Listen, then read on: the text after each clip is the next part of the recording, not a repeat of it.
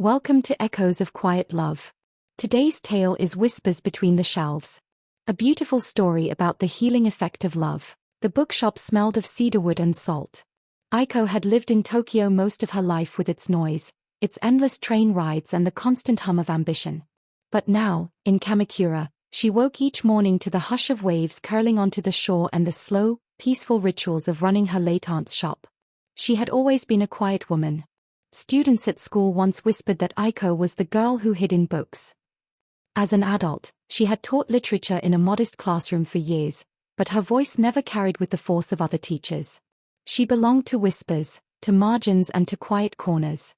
When her aunts left her this seaside bookshop, she thought at first it was an impossible gift. Yet, standing now among the shelves that leaned with time and memory, she felt, for the first time, that perhaps she belonged to something. One day, the storm came suddenly.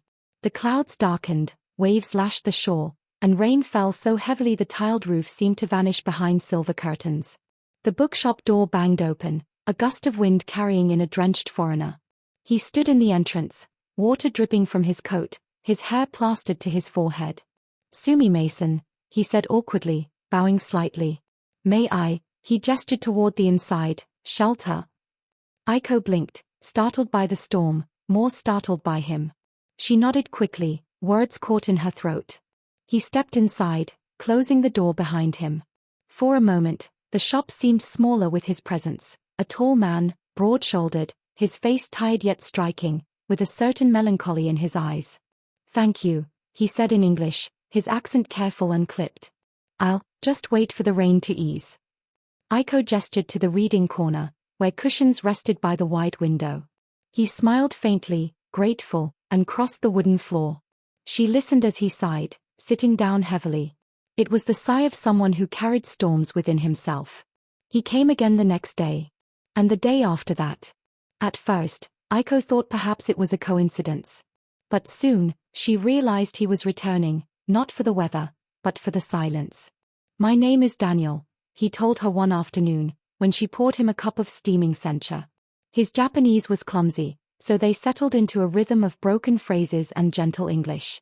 He was a writer, he explained. Or at least, he used to be. He had written novels in London, a few of which had even been published. But for the past year, his pages had been blank. His ideas had dried up, his pen heavy. "I thought," he said, eyes lowering, "a change of country might change my heart." Yet he hadn't written a single word. The only thing filling his notebook now were sketches of the shop, the curved beams above the shelves, the kanji signs written in her aunt's hand, and once, Aiko herself, bent over the counter, hair falling like a curtain as she read. Then it began with haiku. Aiko led him one evening to a section her aunt had loved. Small volumes of basho and iesa lined the shelf, their pages yellowed with time. Daniel chose a book and began to read aloud. His accent bent the syllables oddly, but there was something endearing in the way he tried, his brows furrowed in concentration. "An old silent pond, a frog jumps into the pond, splash. Silence again." He stumbled over the rhythm, and Aiko couldn't help but laugh softly. Daniel looked at her with mock offense, then grinned, his eyes warming for the first time since she had met him. They began to read together. She taught him the meanings, he teased her with his mispronunciations.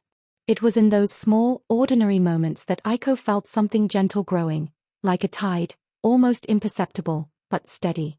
Even in her alone and quiet moments, Daniel's shadow lingered. One evening, he confessed to her. His last book had been a failure. Critics had been harsh, his publisher reluctant to fund another book. His confidence had shattered. "I came here to escape," he admitted. "But you can't escape yourself, can you?" Aiko looked at him, the man who sat in her quiet shop with shoulders heavy from carrying invisible burdens.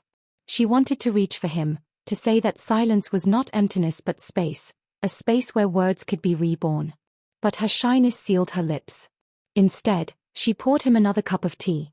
Sometimes, she thought, comfort lay not in answers, but in presence. It was on a storm-filled night that everything shifted. The wind roared like a beast, the sea hammered the coast, and the power lines outside sparked until the village went dark.